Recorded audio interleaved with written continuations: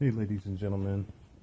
Today, I think that it would be good to make a video discussing with those who are of the Christian faith a reason why I personally choose to experience the Qliphoth tree. We're going to dive deep beneath the surface of a specific scripture. Okay, our focus today is Ephesians chapter 4, 8 through 10. And so let me go ahead and read that from the ESV version. It says, "Therefore it says, when he ascended on high, he led a host of captives, and he gave gifts to men. In saying he ascended, what does it mean but that he also descended into the lower parts of the earth?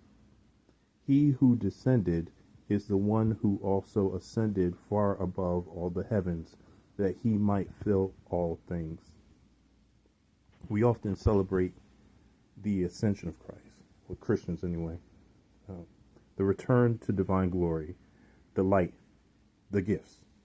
But rarely do we pause long enough to consider what he descended into, and fewer still ask why. The lower parts of the earth is not just a poetic phrase. It is the underworld, the abyss, the hells within the human soul. In Kabbalistic terms, it is the Qliphoth, the shadow of the tree of life, the shells, the husks, the residues left behind when divine sparks fell into matter. Before one ascends to Tiferet, the heart of the tree, where Christ consciousness blooms, one must pass through the Geruot, the trials, the judgments, the fires that purify the ego and the attachments of the flesh. But even that isn't enough. To embody Christ truly, you must go where he went, into the depths, not just to conquer demons, but to liberate captives, the fractured parts of yourself exiled in fear, shame, and trauma. So let's be clear. The magician, the mystic, the initiate cannot reach the highest light without first plumbing the darkest pit. Why? Because what we call Christ consciousness is not simply the light of heaven. It is the reunion of all things. It is the pleroma, fullness. And fullness can't exist without wholeness. To ascend like Christ, we must also descend like Christ. That is the mystery of Ephesians, the mystery Ephesians is pointing towards. He descended first. He gathered the broken. He stitched together the fallen.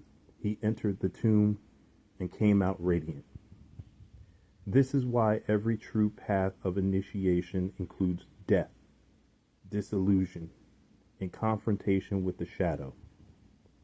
The tree of life teaches us to become divine. The Qliphoth teaches us why we are not yet. Each husk, each shell of the Qliphothic realm contains a distortion of a holy force.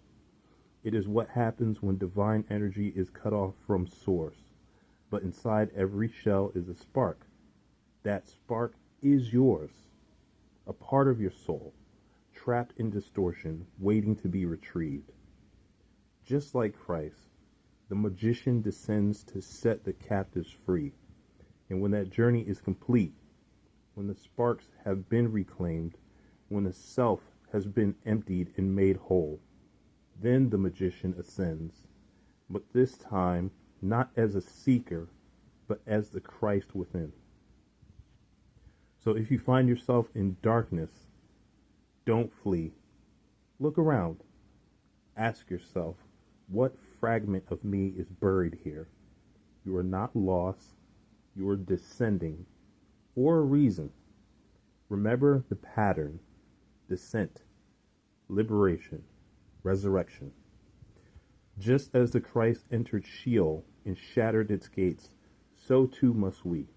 The gates of hell shall not prevail against you, not because you're exempt from them, but because you will conquer them. Through the tree of life you rise.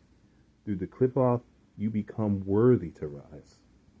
And in the marriage of both, you become complete, filled with the fullness of Christ, who is both light and shadow, heaven and earth, the living and the dead.